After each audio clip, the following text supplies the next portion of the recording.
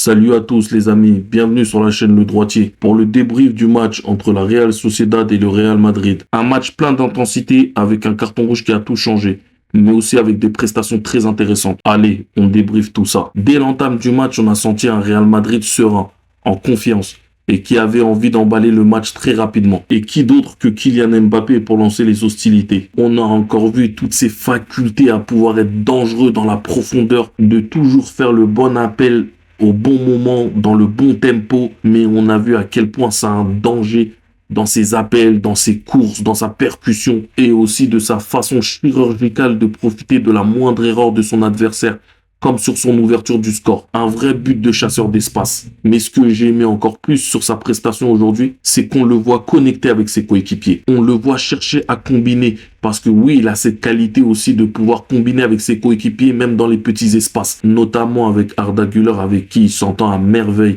Ils ont une connexion technique, et tu sens que c'est naturel, que ce soit en remise, en 1-2, une passe en profondeur, à l'image du second but, pour le 2-0 de Arda Güler, où Mbappé fait un boulot monstre sur son côté droit avec une double accélération qui laisse le défenseur sur place et qui a cette lucidité de bien trouver Arda Güler dans la surface et qui finit le travail d'un extérieur du pied gauche. Ces deux-là s'entendent à merveille. Lui aussi qui prend de plus en plus d'importance dans le jeu du Real Madrid et dans le système de Xabi Alonso parce qu'il a cette intelligence de jeu, cette vision du jeu de pouvoir adresser des bons ballons aux attaquants. Et à 2-0, le Real Madrid est en totale maîtrise, même si la Real Sociedad met beaucoup d'intensité, arrive quand même à se procurer quelques occasions. Mais le match bascule totalement quand Dean Huijsen se fait expulser. Surtout quand on a un début de match encore. Le carton rouge vient à peu près à la 30e minute de jeu. Et honnêtement, même si les joueurs du Real Madrid se plaignent de l'arbitrage, moi je peux comprendre que l'arbitre met le carton rouge.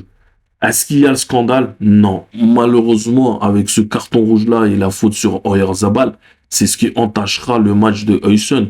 Parce que avant ce carton rouge-là, mais quel joueur, mais quelle lecture, mais quelle assurance balle au pied. Ces relances, que ce soit dans le jeu court ou dans le jeu long, pour pouvoir au Real Madrid de repartir de derrière, mais sont tellement importantes et elles font tellement du bien.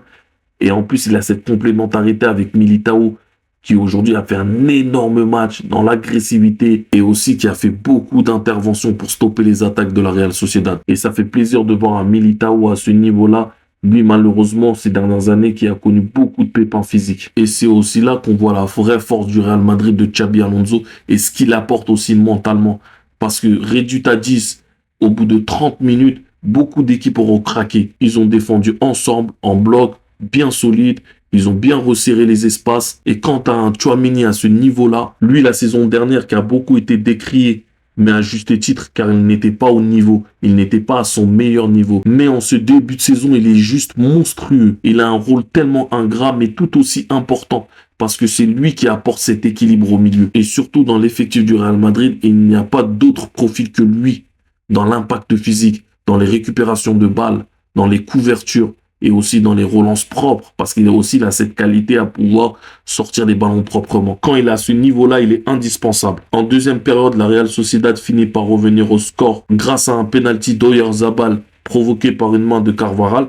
À ce moment-là, on s'est dit que le Real Madrid va peut-être craquer. Mais ils ont tenu, ils ont fait le dos rond, et même réduit à 10, ils ont été menaçants en contre. Et aujourd'hui, j'avais l'impression de retrouver le Real Madrid de Carlo Ancelotti d'il y a 2 saisons. Dans l'aspect où ils défendent ensemble, ils souffrent ensemble, mais sans vraiment subir. Au final, victoire 2-1, à 10 contre 11, quasiment tout le match, dans un stade compliqué, où tu as souffert les 10 dernières minutes, et tu as fait preuve de caractère, de mental, avec un Mbappé qui montre que c'est le facteur X, un Güler qui s'affirme de plus en plus, un Tchouaméni qui montre qu'il est indispensable à cette équipe. Le Xabi Ball, c'est pas seulement être spectaculaire, mais on est en train de voir que c'est aussi être costaud. Et c'est ce mélange aussi qui peut les amener très loin cette saison. Et si la connexion Mbappé-Güler, Güler-Mbappé continue de grandir, ça peut entrevoir des très grandes choses cette saison pour le Real Madrid. Voilà les amis pour ce petit débrief. Dites-moi en commentaire, est-ce que vous aussi vous sentez que quelque chose est en train de naître entre ces deux-là? N'oubliez pas de liker, de vous abonner. Peace les gars.